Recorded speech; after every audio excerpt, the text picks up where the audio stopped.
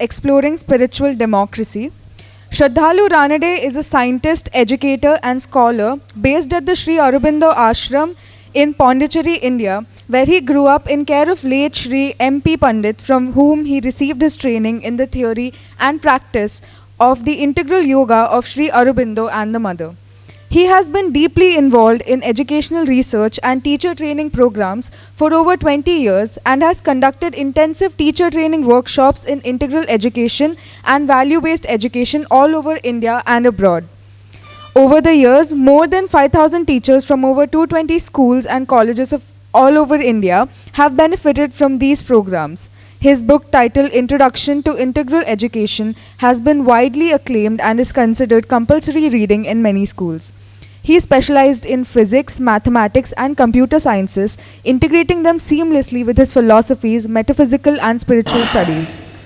He has been involved in research projects including artificial intelligence based on neural networks, multimedia research and retrieval, image processing and video processing, and assorted simulation tools. He has also been deeply involved in software development and hardware design for over 25 years, and for about 10 years was engaged in media development including television programming.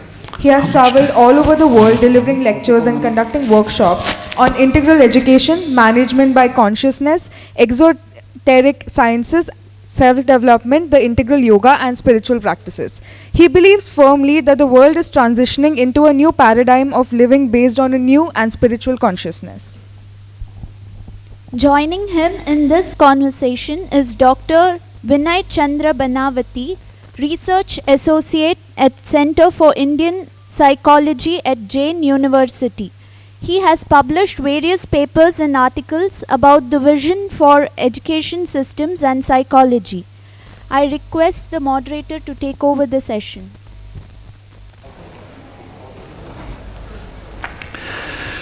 A very warm welcome.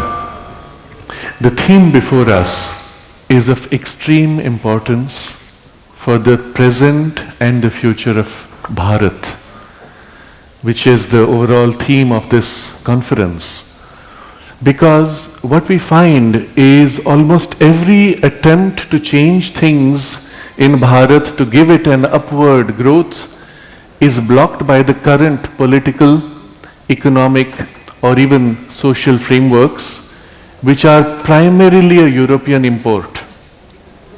And the question is India capable of developing her own indigenous frameworks for political, social, and economic governance? Was India even ever capable of doing it?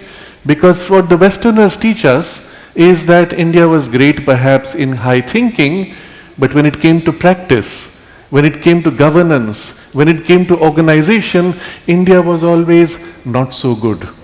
Or even we are taught that the whole concept of democracy emerged in Greece, and therefore forever India depends on the West to follow the very model of governance. Is this even true? And I'm going to place this question to Dr. Vinaychandra for the simple reason that among all of us present here, he's the one most equipped to answer this. Having grown up in the Veda Vijnana Gurukulam, having lived the Vedic lifestyle, waking up early in the morning, going through the entire program of a Vedic life, having done the actual Vedic rituals during that process, and over the last 20 years, having studied the Vedas, the Upanishads, the Gita, the Mahabharata, the Ramayana, and numerous other sacred and other texts. He lives the tradition, he lives the history, he lives the literary tradition as well as the spiritual tradition. And rather than listening to what a European has to say, we will listen to what the tradition has to say on this question. Has India ever had a proper governance system, and what is the real picture when you look at it from your experience? Namaste. It's been a pleasure to be here, to be back in Mangaluru Literary Festival and to sit with Sraddalu Da, towards whom I have always looked up to for last 20 years. You might have noticed we have just changed the roles, that is just to begin with. So later I'll be asking questions and he'll be answering. But this is a common kind of accusation that has been made against India, and as we have grown up, this is what we have been told, repeated again and again, that grudgingly people acknowledge, okay, there's something in the spiritual, cultural realm that you have offered historically, but when it comes to the political realm or the social organization, there's very little that you have ever done or contributed to. That's why there have been series of invasions on India, and it's only in just last 70-75 years you have become an independent nation in the face of on the Committee of Nations. In fact, you are a nation from 1947 onwards. In fact, you should be thankful to the Britishers to have made you into a nation. So this is what we have been told, we have been grown up with. But let us just examine how fact-filled is this. I mean, just take up from the recent years, of course, we became a political union in the year 1947, but when we were adopting democracy as a system to govern ourselves, we might have had a lot of unending debates, but there was no doubt it has to be a democracy. That was so naturally inclined, and if you look into the Constituent Assembly debates, there has not been a single debate whether women should be given voting rights or not. Look at the other countries. America took 300 years. In Switzerland, women got voting rights as recently as maybe in the 60s, 70s. After so much of debates. In India, there is not a single debate whether women should be given. So, whether in the recent times, of course, invasions were there, but we have survived those invasions. We have been able to live up to them, and again now sit here and think, okay, what was our past? If this were to happen, it is not accidental, it has its own precedence. And look at the systems of governance. Today we feel a republican system, a democratic system is the best form of governance that we have. And did we borrow it from the West? In the West you find it for the first time in the year or around 500 BC when Callisthenes introduced the democratic method in the Greece, that was called the Athenian democracy, where women did not have any rights in participation, men had, and especially it was a sort of an oligarchy where selected families had this power of self-expression. But if you look here in the 600 BC, if you look into the Buddhist history, you find umpteen references to the Ganas that were existing in those days. The Lichavis, the Malavas, the Malas, the Kshudrakas, the Ashmakas, whether in the northeast or the northwest, it was entirely the Ganas that were there, the Ganarajas that were existing. In fact, which one of the Shakya dynasty, the Shakya group, from where the Buddha himself comes from, of whatever province, I am not getting it now, there were about 80,000 families which were involved in the decision making process. Vaishali had about 42,000 families, which was a sort of a federal republic where there were about 27 republic small institutes within this. So, whether a republican system or a democracy as a system was not something new here, and we had the sadas, the vishas, like specific institutions were put in place, they carried on. Probably at some point of time, maybe it was the foreign invasion where they felt you need to grow into a larger union. So that's where the Magadhan expansion started. But we see these similar movements both in India and abroad. This is what I find it interesting. So one, we of course have that history of having a democratic setup. The institutions, the exact nature of the institution might differ, but that democratic element is very much ingrained. I'll just say this last and then I'll end it. Recently I was participating in one of the rituals, and what really struck me was this idea when the Purohit was leading us through this practice. He said, he brought in all these references, the Kula Devata, Ishta Devata, Kshetra Devata, Grama Devata and the Vastu. Can you say it in English also? Yeah.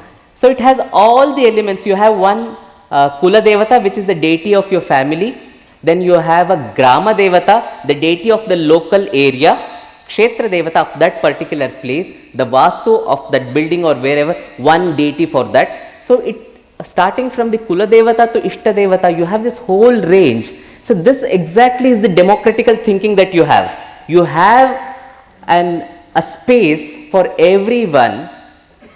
It is not necessary just there has to be one rule, one person, one who governs. So I think, this is just could be a far-fetched example, but still I find it fascinating that there is a space for this whole range. I think this is the kind of the democratic practices that we have embedded in our lives, in the traditions, and that's why it was not difficult for us to be a democratic nation. Of course, we have our own ups and downs, but democracy is very much embedded in us, I think. In fact, two very important points which he has raised, which I want to comment upon and then amplify on the line of discussion. First, that it was not difficult for democracy to be established in India, even though the form of it is a European and British import. Observe how in the Middle East today, every attempt to bring in democracy fails, or in so many other countries. It didn't fail in India. It was entirely successful from the beginning, with equal participation of all. What did not work is the framework itself, which does not match our thought process. And Sri Aurobindo observes in 1909, he writes, India is passing through the experiment of a parliamentary democracy simply to realize that it is not suited for us. So what is suited for us? And he observes, the thinking of the Indian people is to select their king. It is a presidential model which is more appropriate for this selection process. What happens when you have a warped system that comes which does not fit our mindset is that the two don't align. So in the parliamentary system, you are supposed to elect the local representative of a party, who you may not trust at all, but you want to elect your king, who is going to be prime minister. And so knowing that you trust, let's say, the prime minister that you're voting for, the party's local person is not someone you trust, you go ahead and elect the untrusted person. And that's how all the crooked people get to parliament, and then you have to hope that they will vote for the person that you wanted. It is this indirect selection process which is at the root of corruption in India. This is a question often asked. After the British left, corruption has only been growing. And the reason is this: the system of governance is warped and does not match our thinking and our cultural values. We want to select the one man we trust and let him choose his team. That's how it should work. And this observation Sri Aurobindo made then, it's an experiment which is doomed to failure. He said, parliamentary, Westminster model particularly, parliamentary democracy is doomed to failure, he says. It has brought Europe to its sorry pass. He preferred a presidential model similar to the French system, which is a little modified from the United States system. But the second important observation which Dr. Vinay made is that you have all these multiple identities which are simultaneously present. When you stand up and make a selection, make a choice, vote, or assert a certain identity and a right, it's not just you as an individual, it's also you as the family, you as the village unit, and you as the nation unit. And all these different and other identities perhaps that you represent are simultaneously identified in this one person when I make a choice. The fact that we are able to exercise this so easily today without conflict of interests is because it is part of our culture going back literally many thousands of years. When you look, yes. Just going back to the previous thought, like we see the development from republican system to monarchies, oligarchies. These movements are there both in India and abroad as well, in the West basically. How do you see this unfolding in terms of the individual growth, the spiritual aspect of the personality, his level of consciousness, and the external organization in terms of the social and the political? Is there any connection between these two? So this is a very important question, and we go back to the big picture of India's development in her governance systems, which you will see going back many thousands of years, and we have at least 5,000 years of unbroken recorded history and much more before that. And what we see is, first there is the emergence of the village units. And within the village units, you did not need necessarily one authority, because everybody knew each other. There was the collective identity and the collective unit which became the base. It was like a cell of a body. You could move the village units around, put it under various kinds of overarching systems, but the unit was itself so resilient. And in the second stage, what you see is emerging out of this various formats of unifying the villages. We have also republican models, we have kingdoms, and we have other modifications over these, all of which never broke the village unit. It is only recently, after British rule, that the village unit was itself broken, and that's when you find the entire collapse of the economic system. But this unit was so resilient, even to break it took them more than 150 years, and a series of artificial famines to break it. But this is to point out that in the history of India, we have various governance models, and each of these models is emerging naturally out of the need of the people to express themselves. Where there is a strong, let's say, Kshatriya tradition of defense, of protection, you have a strong leader and a strong power structure. Where you have an area which is largely based on trade and commerce, you have a more decentralized representation of governance and authority. And so both of these and numerous other variations have emerged as a need of the people. Here we see a significant difference between the European model and the Indian model. In the European model of development, there is a thinking process that says, okay, maybe this will work, maybe that will work, and we discuss, we decide, okay, perhaps this should work, and we go and impose it on the people. In India, it was the reverse. It was an emergent process that developed its own governance and modified its own governance system. And the result was, as the circumstances changed, people had the right to modify. And even though the king emerged as a unit, as a head leading the unit, the concept of the king and the role of the king is fundamentally different from the European model. If you look at the European model and the Middle Eastern models of kingdom, the king basically owns the land, owns the people, and if one morning he wakes up and decides that he wants to now change something, he can give an order and everybody is forced to obey. In the Indian model, the king emerges to represent the aspiration of the people, but the people have the final right of say of whether the king is good enough or not. And what's the reference of the king? What is the role of the king? And we come back to the core fundamental foundation of our civilization, which is dharma. Why are you governing? What is your reference in governance? What is the objective of the governance? And all this has been seen in relation to dharma. The king is not owner of people. He is not owner of land. He is not owner of the economy. The king is protector of dharma. Who governs? It is dharma which governs.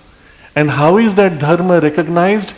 By their people, by their ideal, by their collective aspiration.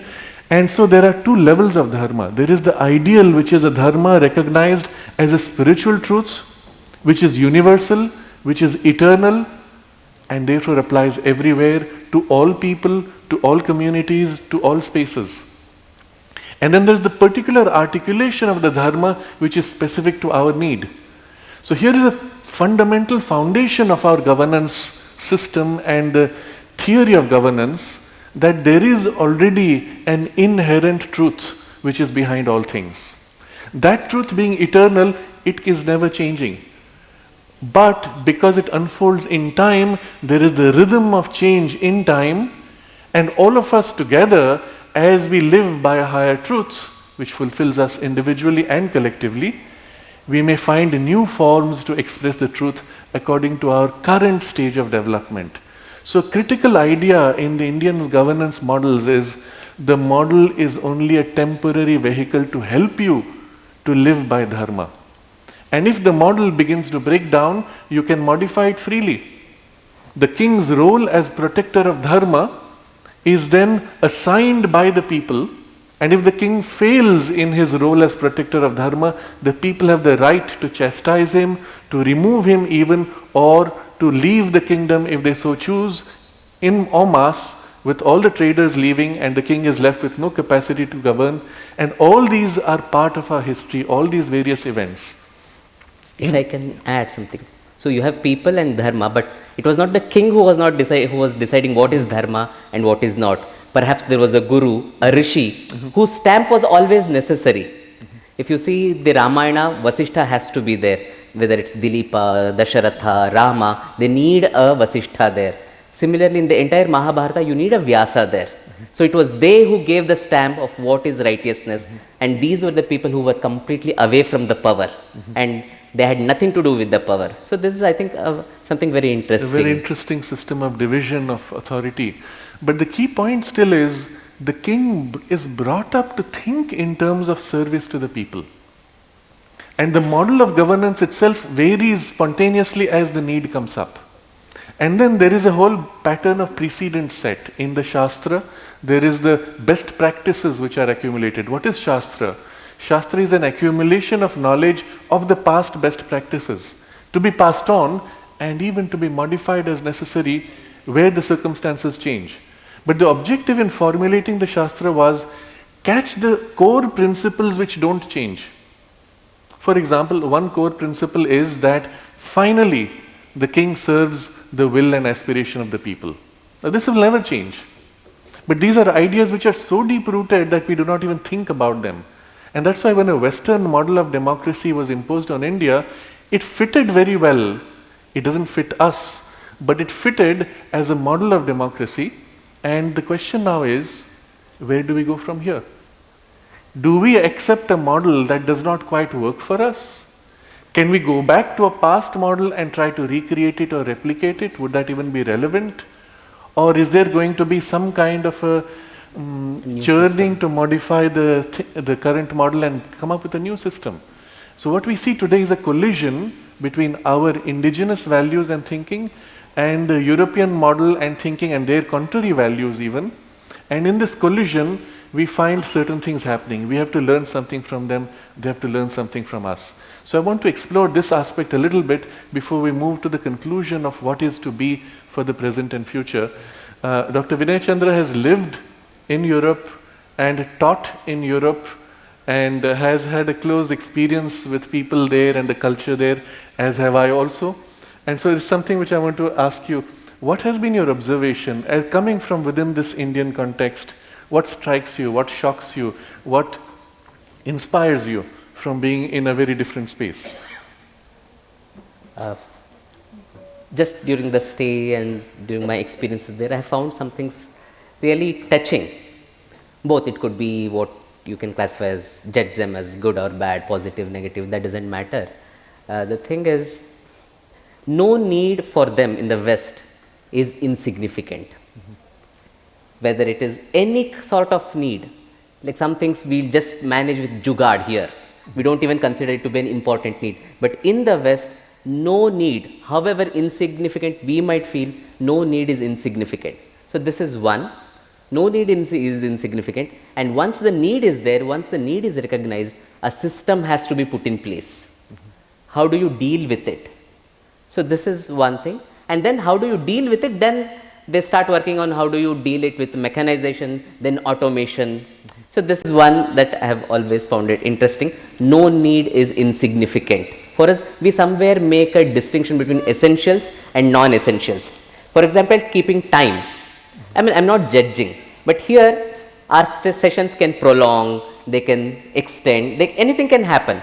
But in the West, it is not, it doesn't happen so in most of the cases. But it is not completely true in our case. When we have to maintain a muhurta, if a marriage has to happen, if a special event has to happen, we never do it late. You never transgress the muhurta. For a griha pravesha, for a vivaha, for namakarana, because that is so important, we have prioritized. What I am trying to say is, we have made this distinction between essentials and non-essentials. I mean, these are just some not so significant differences or similarities I see between India and the West. But the other thing, what the West is really struggling with, as I see, is to deal with the other. This conception, this notion is so big, being probably coming from the monotheistic traditions, it has to be one. So the other has to be eliminated or subjugated. There is no third way of dealing with the other. So the entire history, if you see, Even with the same God, the kind of fights that were happening in France between the Protestants and the Catholics, you can not imagine in India at all. That situation can never come here. So even with the same God, with the same way of worshipping, everything, the other was always a problem there.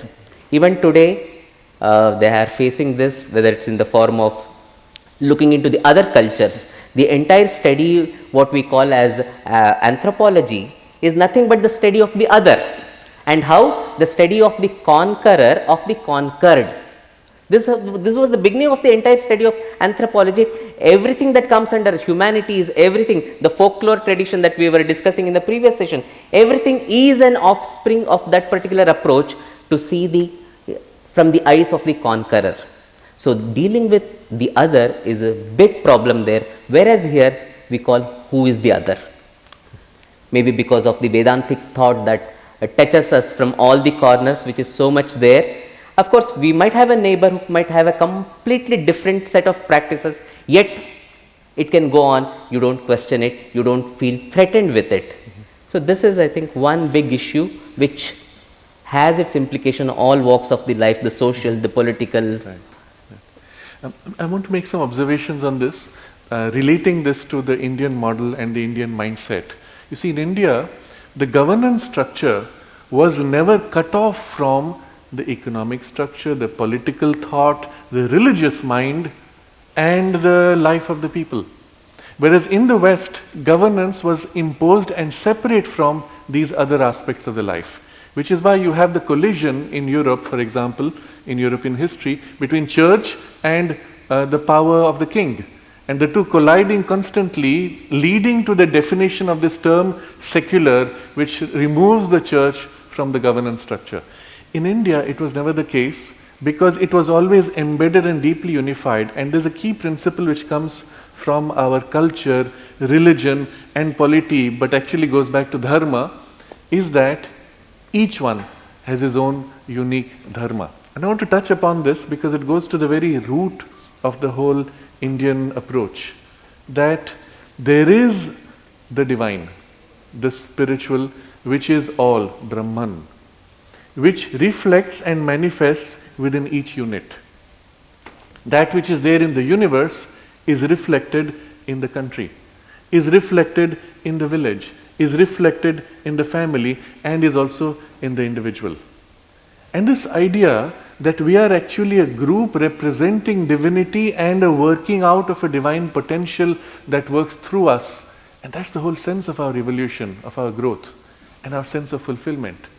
As we live by it, we grow in knowledge, in strength, in beauty, in joy, in love. If we lose our alignment with it, we find ourselves always hampered, blocked, and struggling, and losing harmony and entering in conflict.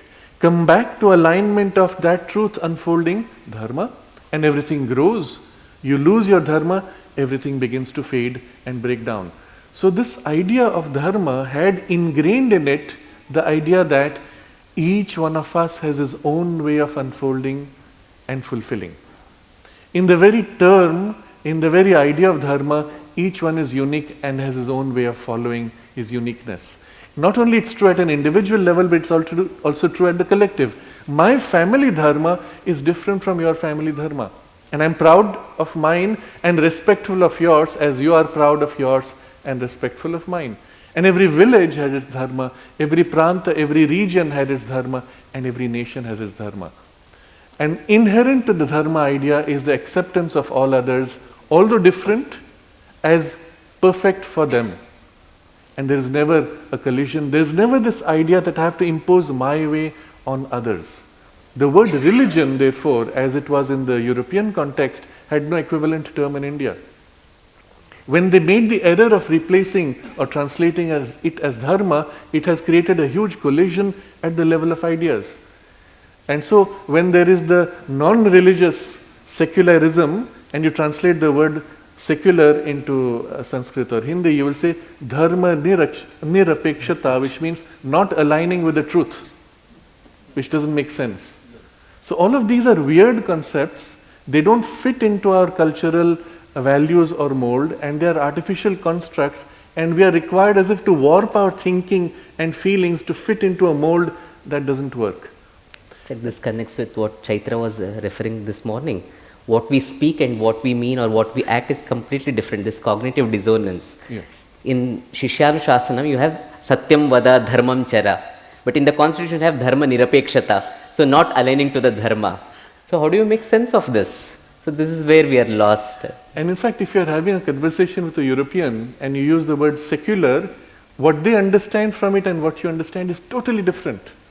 And the word, in fact, for us should be dropped because it does not correspond to the reality. We do not have a church which is fighting to take political control, isn't it? So secular represents specifically separation of church from the state because church was always blackmailing the kings and the royals in order to control them and decide who will be king. It does not work in India, it has no relevance. And yet we have to deal with this word because it has somehow been introduced wrongly. But I'm coming to this core idea that there is a divine fulfillment that is guiding and leading. And every time that we hit a collision, something goes wrong, something doesn't work, we are taught to introspect, find out where you have gone out of alignment with your dharma, not with someone else's dharma, not with someone else's teaching, not with a religious teaching, not with a book out there. Within you, the truth that is you. You are misaligned from it. Find your truth, realign yourself and fulfill yourself and things will fall into place. This idea is so deeply steeped in us that when India moves to express itself in a democratic framework, it naturally expresses in something so much more true and real than the fake form of democracy which is imported, where you go and vote for somebody, somebody then does exactly what they want, they don't represent you, but you have the illusion that you selected the person, so we are a free people and we are a democracy. No, that's an illusion, it's a delusion. Can we really experience the true sense of democracy, that we fulfill ourselves and collectively we fulfill ourselves and our collective fulfillment does not conflict with our individual fulfillment? This was the ideal. Now, India moved very far in this direction. But as happens in any structure, in any form, in a large span of time, all structures you create tend to become hardened, which also happened in India. And when that was combined with a series of collisions from invasions, many of those structures began to break. And what we see in the last few hundred years is a chaotic passage. So we cannot look back at the last few hundred years and say, this is our goal for the future. We need to go back to fundamental principles of our ideal and our culture and then look forward to how can we put this into practice. There's an extraordinary book, we have all heard of it perhaps, of Dharampal, who documents how we had schools in literally thousands, millions of schools if you look at the entire region of India, all teaching a very high level of education. Visitors from Europe come and say that the common man in India is more educated than the most educated in Europe, statements like that. But all of these were crushed out in this last phase of colonization under British rule, including the village unit. What's the way forward? Is there a way forward? Is there something we have to learn from the West? Is there something that we have to find from within us? This is really the question before us today. Do you want to make some observations on this? I'd just like to add that Sri Aurobindo often says, when the soul awakes, then the nation arises. Mm-hmm. So how do we connect this with the India state today and where are we heading? So I'll leave it to you. When Sri Aurobindo was the first to stand demanding Purna Swaraj, you're familiar with that. Before that, the Congress party, which was created by a Britisher, Hume, was only pleading before the British for better governance. Sri Aurobindo spoke of Purna Swaraj and he was declared a radicalist, extremist, and even today there are people who call him terrorist because he wanted to break away, secede from the British rule. But his reason he gave, he said it's not because we hate the British. It's not because they are good administrators or bad administrators. That's not our concern. He said, India has a mission to fulfill in the world's affairs. And that mission is critical for the world's survival, for survival of humanity. Today we understand that. When we look back, at that time people didn't understand it. Without India, the humanity might not survive. That's the nature of the criticality of her mission.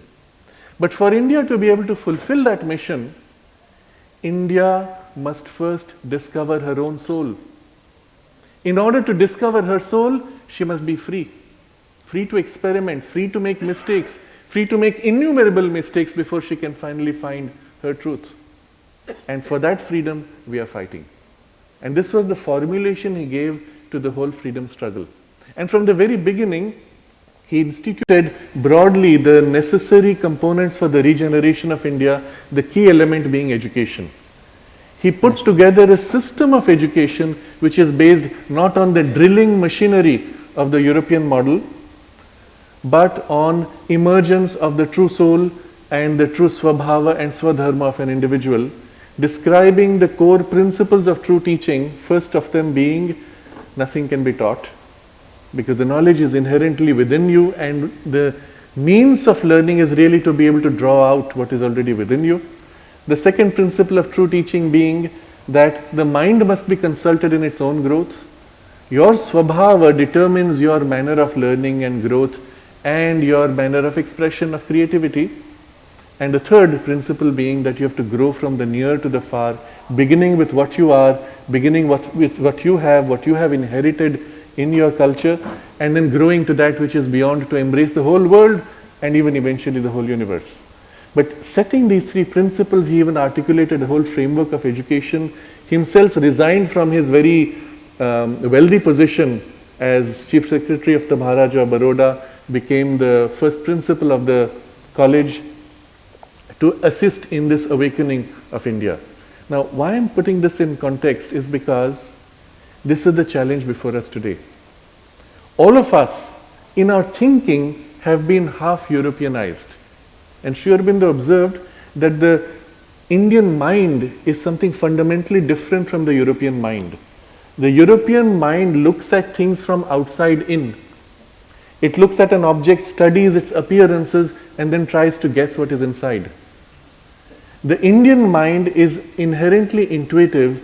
It tries to identify with the experience and the truth within an object, and then derive the very forms and aspects of it from within. And this is a critical element required for India's regeneration and also in the context of the governance systems. If we begin to now think afresh, inside out, which is natural to the culture and the civilization, all of these things will begin to change. We will accept, yes, of course, democracy, yes, but what does it mean? How does it work? And something of this direction has already started, in my opinion, and I share this as my observation. When the Prime Minister Narendra Modi was first elected, he observed that democracy has to evolve. Meaning the form of democracy itself, whatever we may have inherited, it may function up to a certain point, but it has to evolve now to reflect and express our real aspiration. And it can change. And a very interesting example which I came across, while he was Chief Minister of Gujarat, there used to be these elections in every village which were extremely divisive. Let's say 3 people stand for elections. For the 6 months or 1 year that they are electioneering, they will be abusing each other, criticizing each other, digging out the worst of their crimes, and in the village you know everybody, and you know everybody's errors and limitations, and each one is throwing mud at each other. At the end of that whole process of misery and hate, one person comes out and says, now I am elected. And the other 2 hate him so much because he has thrown so much hatred at them. What's the point of it? Does that even work? And so Modi had instituted a new scheme. He said that if you can select among yourselves one head and have only one candidate that comes up, you will be given extra funds. So the result was these 3 people sat together and said, look, I want this done, you want this done, you want this done. Let's work together. Who is best among us to represent? They would elect among themselves one person, and each would agree to support each other. And you had one person standing up, and the whole village would accept that one person because that was their choice. And there was no hatred, there was no conflict, and yet the democratic mechanism was present. It's a very interesting innovation. It's just one innovation out of many others which we could create, for example. Today with technology, there are many more possibilities even to make elections through a technological process. And all of these are open to us if we begin to rethink and revalue from within what we really want.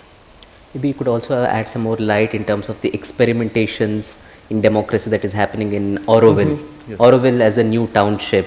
Yes. And I live at the Sri Aurobindo ashram, and at about 50 years ago, the founder of the ashram instituted Auroville as the new project, which is to be a model township for human unity, representing future possibilities. And as a model, it started on barren land. Today it's a rainforest created by the people who work there. We have about 55 nationalities living there, and soil from 150 nationalities coming in at the start of Auroville. But here was a decentralized governance model in which all types of humanity, the most diverse minds and thinking processes, emotional needs have to work together, and allowing decentralized structures of communities within Auroville. Each finds its own governance system, each finds its own priorities, and the whole works together in some framework which is non-hierarchical, peer level. And such is the approach and model, not only for governance but for economy, for social life, and for various other systems. And this has been going on 50 years now, and we can say that whatever the nature of difficulties, we have many models which have emerged. And it's possible because it's a relatively small community of about, let's say, 3,000 people. But that it can be done with the full variety of human types is possible because of one underlying principle. And I want to bring this forward now for India and of course for the world equally. What is it that unites this diversity? How can we live together as equals with freedom? And Sri Aurobindo puts this question, writing 100 years ago. He says that when you try to realize the ideal of equality, one of the methods you see is communism, where the goal was equality of people. We should all be equally important. In practice, what happened is that it had to suppress freedom in order to enforce equality. And obviously, we are unhappy if our freedom is taken away. The equality itself becomes pointless if we are not free. We just become one gigantic machine. And this is characteristic of the whole governance systems of the West generally. On the other side, we have the example of capitalism, where liberty is the dominant theme. But in practice, what's the liberty? You accept to be a slave because you are paid more, doing something you hate to do because you are paid more, and then you say, I freely accepted. But are you really happy to be free, freely choosing to be a slave? So in practice, this whole system has only created a hierarchy of interests, and some who are far more rich than others who have to slave their life.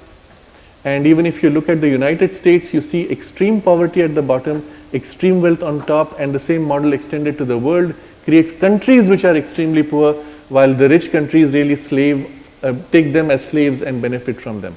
So even in this model, you see liberty actually fails because equality is not truly there. What you realize, he says, is liberty and equality need to coexist, but they cannot unless there's a third principle which has to be brought in. And that third principle is the key, and that is fraternity. The sense of oneness, the sense of family, that we are one people together as one family. And when we are united in this underlying sense of oneness, then we can be free and equal at the same time. As in a family, for example, we do not pay each other. We freely give our time and our energies to care for the other because of the love that binds us. And so when you look at the Indian model of governance, it was built first on this plank that we are one people. Vasudhaiva Kutumbakam is one of the popular forms today in which it is articulated. But in the Veda, it goes much deeper. It is that we are all expressions of the one soul, one self that is unique in each one of us. And therefore, in the eyes of the divine and in the reality of the universe, we are equally, essentially divine, each following its own path. So if you take this as your foundation, then it's possible to integrate. If you fall short, there will always be a point of collision. So you can have people coming together on economic interests, religious interests, social interests, or against a common enemy, and all of these are useful to unite you. But eventually there's always some other against which you will collide. So in Auroville, this was the foundation which was placed as a very concept that unless you root yourself on this spiritual truth of one divinity which is at the heart of each one of us, one dharma of which we are all unique expressions, you cannot have world unity. This has to be the principle on which India rebuilds her own governance systems, her social systems, her economic systems, and this is doable. When Sri Aurobindo wrote about this problem of India's governance, he said, at the top, some kind of a presidential model, at the bottom, a grassroots structure of a panchayat, and something in between to link the two. He said, the exact details don't matter as long as they are an expression of the Indian genius. And so there will have to come a time where we will have to question this current imported model of governance and either modify it or fundamentally recast it on the basis of something which is relevant to our culture. So it comes back to the question of rediscovering of Swabhava and Swadharma. Yes. Are we on the path now? Individually as well as collectively, in small collectives as well as the nation. Yeah. But are we on the track? Are we on that track? Looking at some things happening outside with surround us, sometimes we are concerned. So Yes. are we on the track or? That's a question of practice. First of all, we need to be conscious that this is our approach. Where the young people today are being brought up with the belief and the mentality of the West that says life has no meaning, life has no purpose. And you're here by chance, according to science. A few molecules fell into place and suddenly life was born. And so accidental birth with pointless life leads to suicides. Children lose hope, they have no vision, they have no ideal to live for, nothing to look forward to. Everything is just breaking down meaninglessly in a hedonism of life, basically. And also, just to add to the previous question that you had asked, the difference, one of the things that Europe somewhere lost is its ability to hold the religion. They had their own burden, they had their own issues, but it's like casting away the baby along with the bathwater. So they have lost it, and there is a big vacuum somewhere that's bothering. In the Indian culture, we accept artha, your interest, including self-interest, as a prime driver, karma, free enjoyment of the possibilities of life as a valid object of life, but all of these have to lead towards a liberated state of consciousness. And everything is seen, even the governance system is seen in terms of how does it help for you to wake up to your own deeper and higher potential. And if it does not, then it is not suited for you. So the whole educational system, governance system, economic system, religion, and all other systems are turned to this higher ideal. Can you become more fully your deepest potential? Can we together similarly grow to our highest spiritual potential? And it does not conflict with life. Your spiritual attainment is also fulfillment in life in plenitude of wealth, comforts, strength, beauty, love and harmony, and of course knowledge. And all these are aspects of the divine in life, isn't it? And so this was the vision that our ancients had. We'll pause here and invite your questions. We have about 5 minutes in which we can take it up. The theme itself is very broad and so critical, and we may have just enough time to take 2 questions. How does Auroville work? Say, for example, can we come and stay there? Do you have to pay some money or something like that? Say, for example, after I retire, can I come and... So Auroville is a township, and you can certainly visit, stay there. There are guest houses. You may also choose to join in the community, and there's a process one goes through. The real question is whether you find yourself aligned to that ideal, and yes, you are therefore welcome. In the very charter of Auroville, the way the mother founded it, she said, Auroville belongs to nobody in particular, but to humanity as a whole. But to live in Auroville, you must be a willing servitor of the divine. If you think about what is implied in this, the whole concept of dharma in practice is there. So, as a prelude to my question, this is a very short story. Which in the sense which really happened. This is post demonetization. And the discussions generally when friends get together and have regarding the state of affairs. we had two of my friends with contrarian points of view. One person had apparently lost a lot of money because he had some, illegitimate wealth, and how he was ruining the fact that there has actually been a deterioration of democracy because his right to gain that kind of wealth and criticize the ruler has been suppressed. On the Sir, please question in short. Just a moment. Yes. Yeah. On the other side, the other person was trying to say there's actually an evolving of democracy where it is where the duty of the individual to pay his taxes is actually getting strengthened. The question is, because now we have actually grown up in a adhikara based democracy instead of a dharma based duty based democracy. Because if you look at the constitution, the emphasis is more on the rights rather than the duties. Your views on this particular It's very dichotomy, interesting. sir. In the initial stage of India's emergence, there is this concept of rights. There's the concept of duties which come before rights. Rights are hardly seen as secondary because all was your duty to express your deepest and highest potential individually and collectively.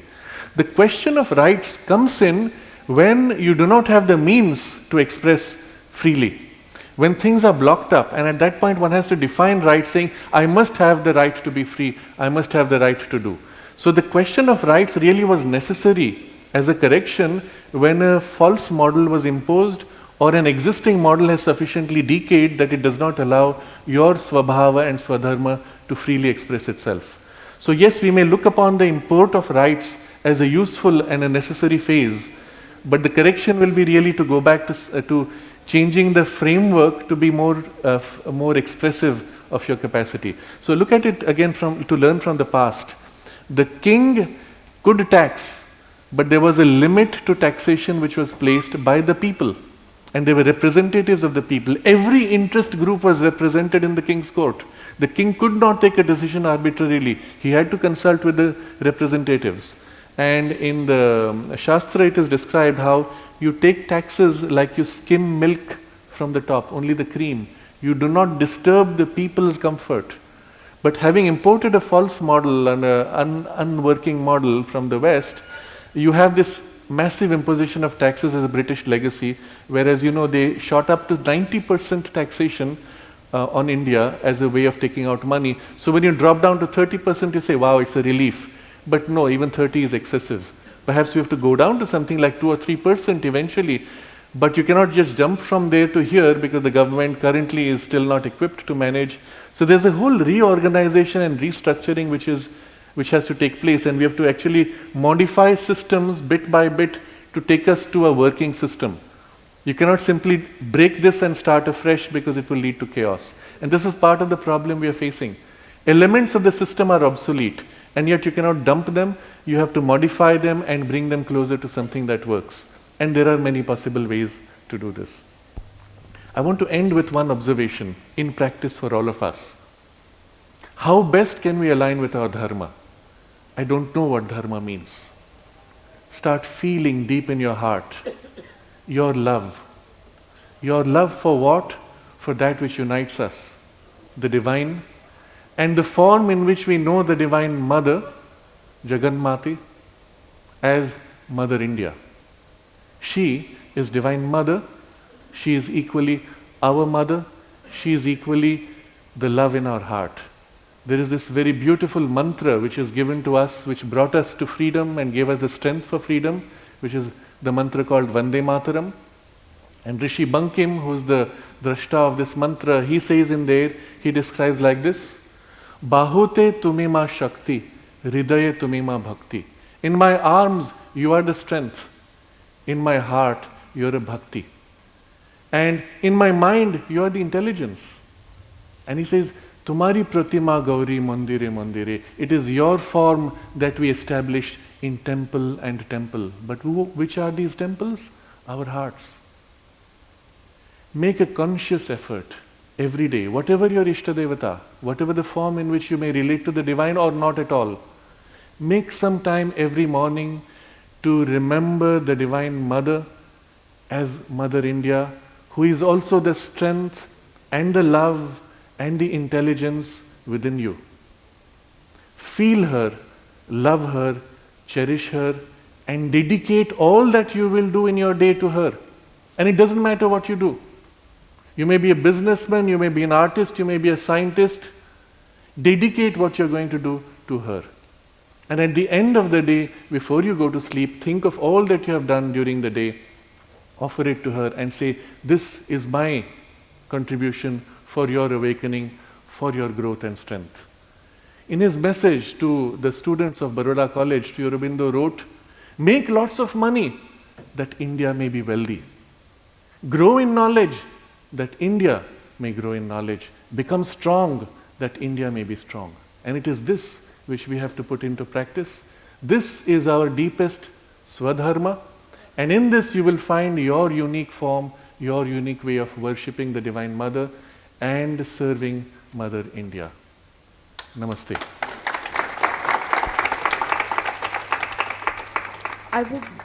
I would like to thank the speakers for this very enlightening session and for leaving us with so much food for thought, how to rethink ourselves and leaving us with a deeper sense of spirituality, not only in terms of ourselves but in terms of the nation. Now I would like to invite Captain Ganesh Karnik, organizer of Mangaluru Lit Fest, to present the mementos to our esteemed speakers.